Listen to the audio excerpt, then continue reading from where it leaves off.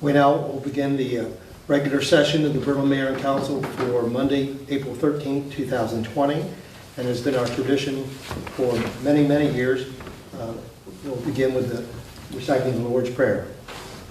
Our Father, who art in heaven, hallowed be thy name.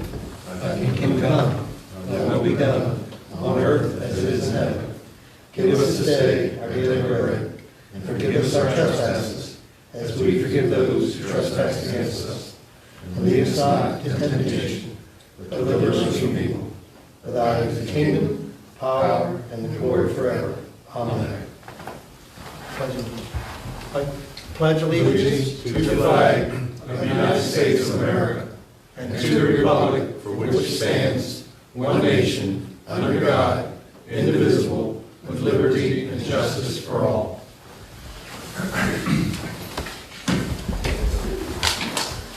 This is our first regular session of the Berlin Mayor and Council in a month.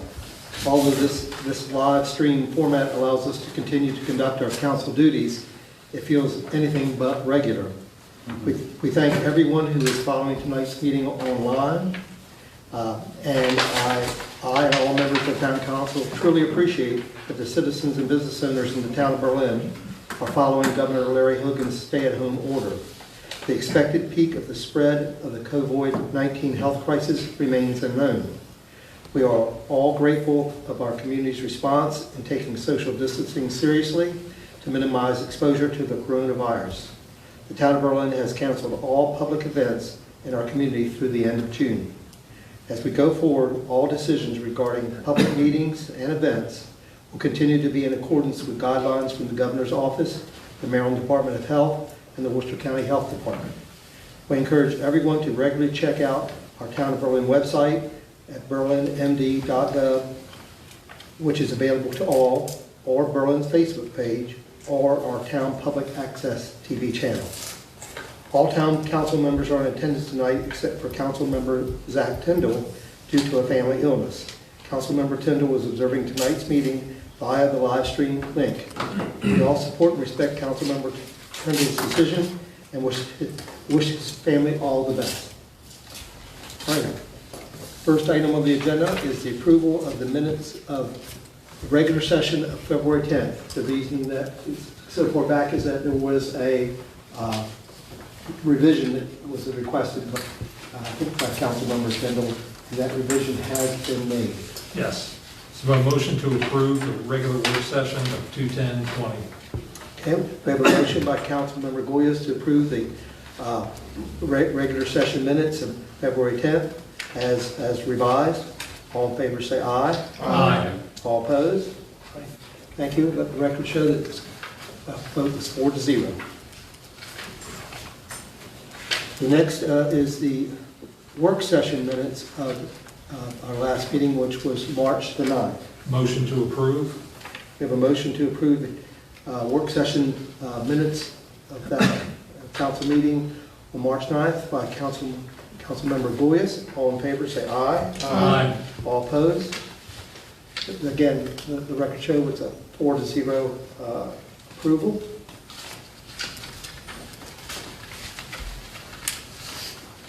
Next is the approval of the executive session minutes of March the 9th. One minor little change, Mayor. Okay. Third paragraph, second sentence, first three words, should be Mr. Brush Miller. All One word for Brush Miller is all. Okay. But with that change, I make a motion to approve. Okay. We have a motion to approve the executive session minutes of Monday, March 9th, 2020 by Councilmember Goyas. All in favor say aye. Aye. All opposed? Again, the vote was 4-0. The statement for the reason for the executive session on March 9th was before a contract is awarded or bids are open to discuss a matter directly related to a negotiating strategy or the contents of a bid or proposal. If public discussion or disclosure would adversely impact the ability of the public body to participate in the competitive bidding or proposal process. Next is item regular session for March 9th, the approval of the minutes. Motion to approve. We have a motion by Councilmember Goyes to approve the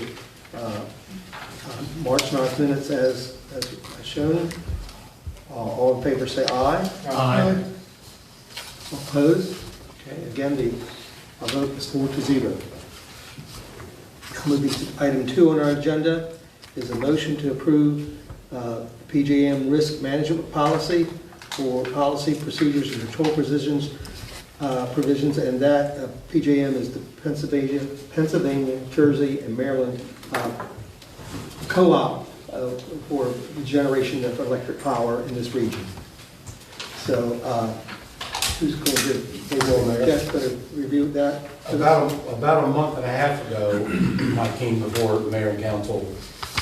In essence, there's a package of 3 things that the mayor and council authorized to give the authority to the town administrator to do on your behalf. 2 of those items were done, as I said, about a month and a half ago. The issue I had in presenting the risk management policy from PJM at the time was the policy was quite old.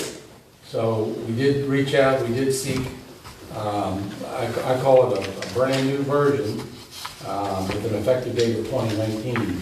So this is basically a housekeeping measure, but I do need a motion and approval from the council in order to complete this risk management policy. Yeah, this is something we've been doing for many, many years, but now it just updates it so it meets the current criteria. Correct. And again, the PJM grid is the folks that we buy power from, and then if needed, but basically we also, when we generate power in the summer, we send it to the grid, and then that reduces our electric costs substantially by hundreds of thousands of dollars. Motion to approve. Okay, we have a motion to approve by Councilmember Brittingham. All in favor? Say aye. Aye. All opposed? Thank you very much. Again, the motion passed 4-0.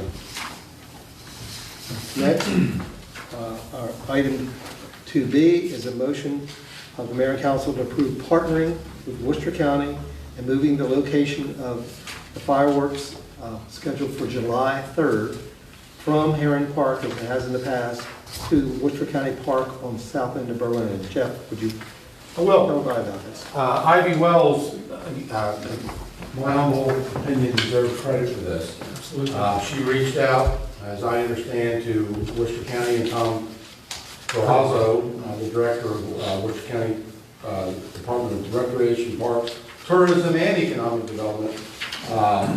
Actually, Tom, Ivy, the county fire marshal, and myself, we met out at the south end of town, and we looked around, and from Tom's perspective and Ivy's, the idea was there's a lot of green space down there, a lot of nice looking grass fields. So the idea would be to detonate the fireworks down there, and you can have more of a family atmosphere, people out on the grass. There's concession stands there as well. So again, I professionally, personally think it's a great idea. I know Ivy does, and I do want to pat Tom on the back because he was the proponent behind it. So we did ask the question that evening, is this a go from your perspective? Because we know we need your all's approval. He said he needed your approval before he can go to the commissioners. So that's what I'm seeking tonight. And then the question was also asked of Tom, what do you think about trying to help us out financially on this? He didn't say no, so we'll see what happens on that. But if you take a look at the map, and I learned something, by the way, when I was out there, there's an old mink farm. Yeah. Okay? So, and I did not remove the circles from this map, Mayor, for a reason. I'm going to explain why now. If you orient your diagram like I've got mine with the 2 circles at the top and the 1 single circle at the bottom, the single circle at the bottom, that little concrete structure that's smack dab middle of that circle, would be the primary location where they would be detonated. Okay, the alternate site would be up here around the baseball fields. But what you get by putting them back by the old mink farm, you've got all that real estate in front of you. So I think it's a great idea. And this is something that you check with the county fire marshal to get his input? They were on site as well and gave the thumbs up as well. With that, I move to approve. Okay, we have a motion to approve the relocation of the, this year's fireworks display in the town of Berlin to the Worcester County recreational ball fields in the south edge of town. That will be on July 3rd. All in favor say aye. Aye. All opposed? Okay. Again, motion passes 4-0. Next, we have the first reading and reintroduction of setting the real property tax rate. And basically, it's no change. It's, do we have an actual form? We do, if you'd like me to read it. Yeah, please. Yeah, this is the first reading of ordinance 2020-02, an ordinance of the mayor and council of the town of Berlin, Maryland, a Maryland municipal corporation setting the real property tax rate for fiscal year 2021. Whereas the town charter, section C3-10, requires that the mayor and council pass an ordinance setting the real property tax rate to sustain the town's budget, and whereas the mayor and council have determined what the real property tax rate shall be, now therefore be it resolved by the mayor and council of the town of Berlin, Maryland, that the tax rate for fiscal year 2020-2021 shall be 80 cents per $100 of assessed value of real property located within the town limits of Berlin, Maryland. That's first reading. The public hearing will be held on May 11th, 2020.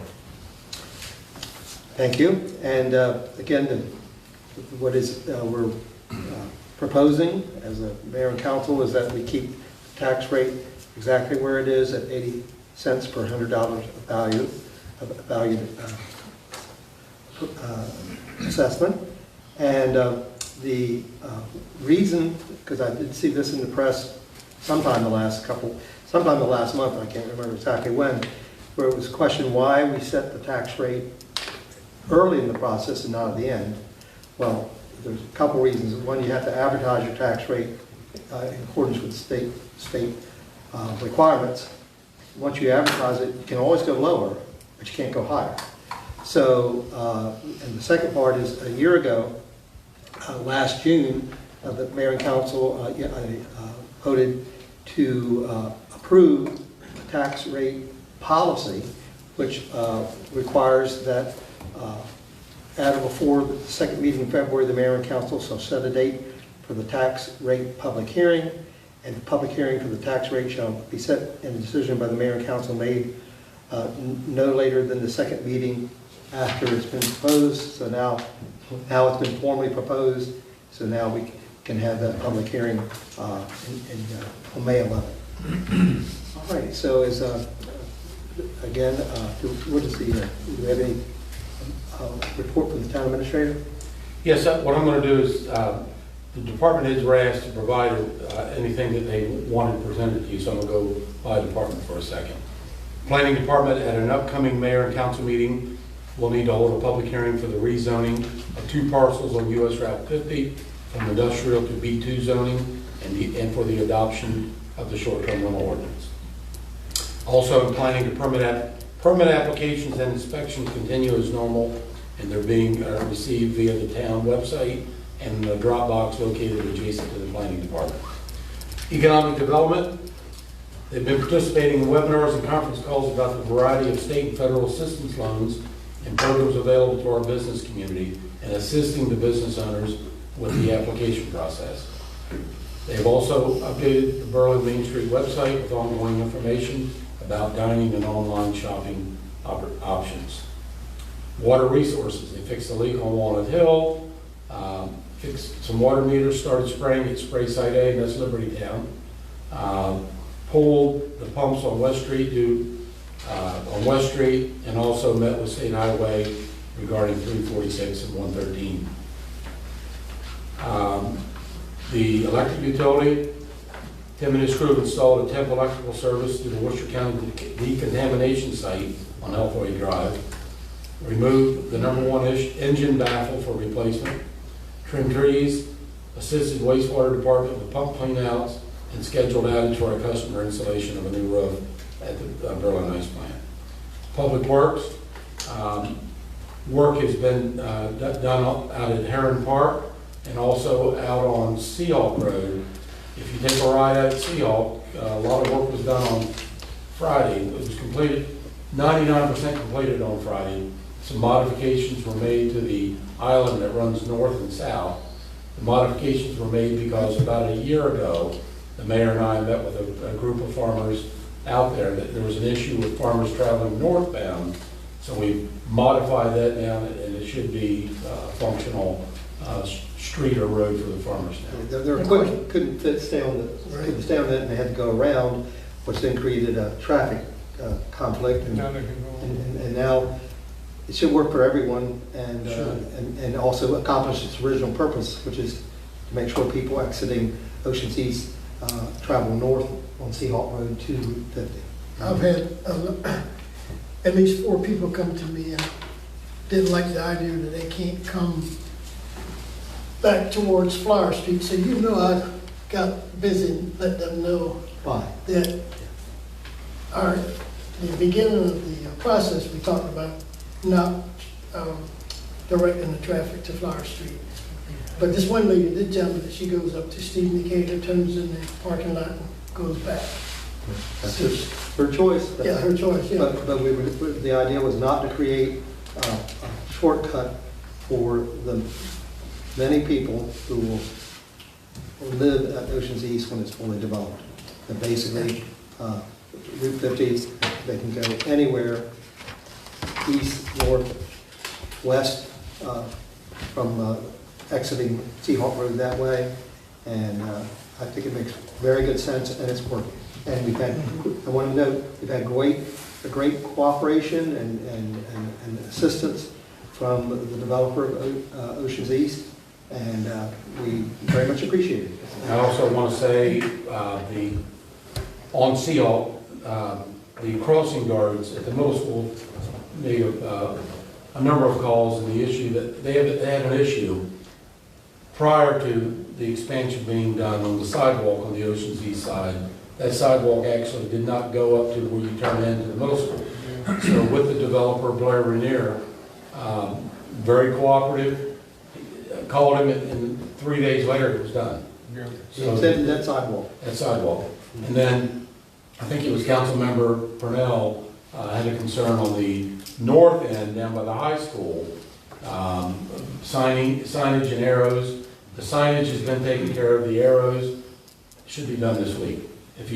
For everyone in here, if you turn south on Seahawk Road off of 50, you've got 2 lanes, and then it turns like 2.5 lanes, and one turns into the school.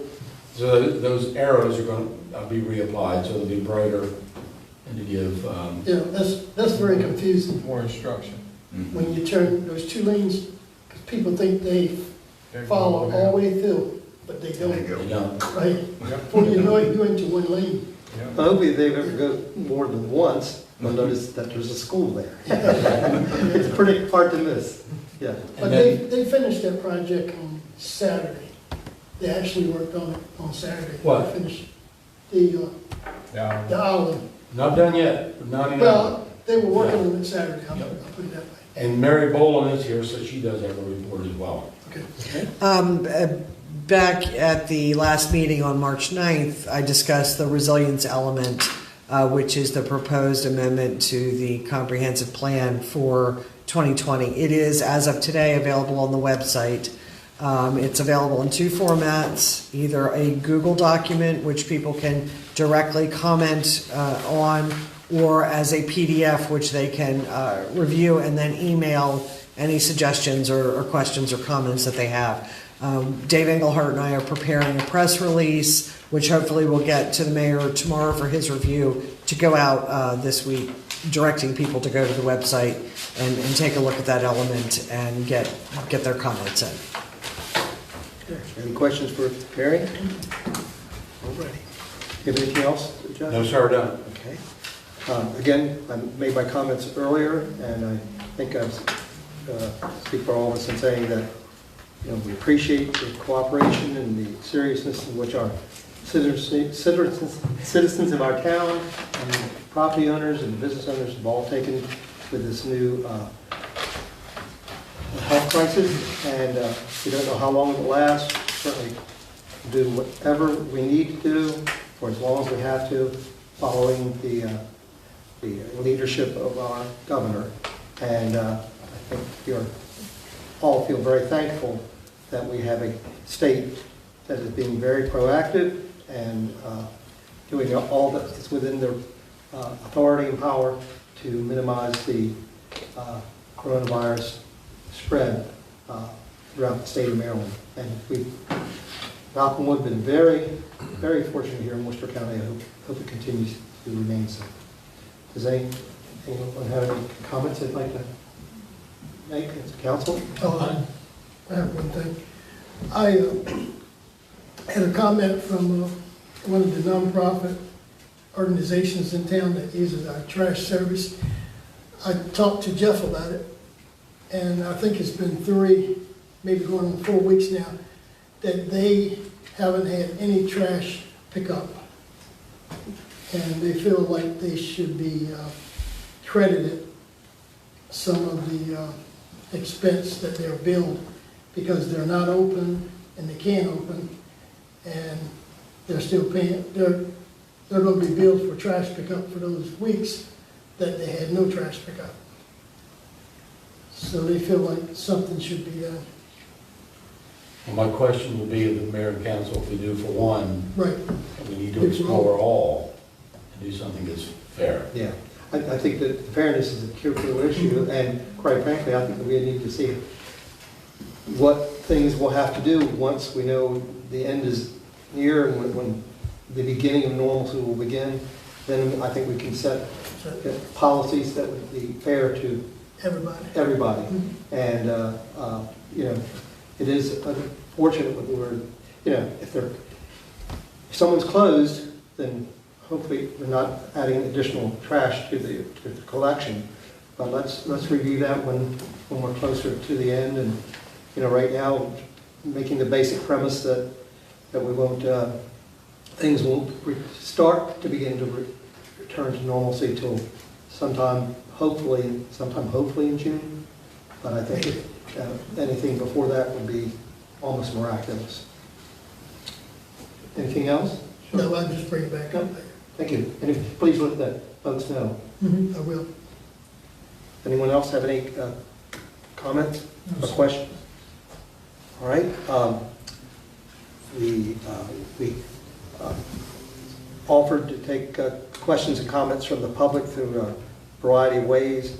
We had one that was very specific to the individual that was immediately answered by the town administrator, but we got no others. And I would say this, that it is my desire that as we learn more about live streaming, we get better at it, we get equipment that's even more flexible and than what we have. I'd like the council to consider making this a part of our regular operating procedure, so that in the future, when we're all looking forward to people coming back and being able to be in the council chambers, but that we continue the live streaming, and that so people who are either ill, hopefully not from the virus, but are feeling that they've got to take care of kids, or just can't make the meeting but have an interest in following it, they'd be able to do that from wherever they are. Sure. Okay, is everybody okay with that? We'll explore it, and maybe, and again, Jeff, this is something you and Mary could look at, since we know we're not going to have those, as I mentioned earlier, expenses for the events that are not going to happen, even though they're not a great amount of money. Let's look into what upgrading the system would do, and using the monies that would have gone towards those events, and therefore it's done. We don't have to buy new money, we just reallocate with the council's approval and get that accomplished over the next 2 weeks. Well, just so everyone knows, the projector, if you will, that is Mary Boland's personal cell phone, okay? The tripod that's purchased and the microphone, Mary had spoken with Josh Davis and Josh suggested the vendor, and that was ordered, that cost what? Total, it was just shy of 500. So we have explored now an opportunity, if you will, to try to find another phone so we don't have to keep taking Mary's. And that would be our go-to, if you will. Great. All right, does anyone have anything else they wish to bring up tonight? That being, I now call for a motion for adjournment. So moved. All Make that approved? motion. All for? Aye. Okay, we now stand adjourned. Thank you very much. Thank you. 10 minutes late.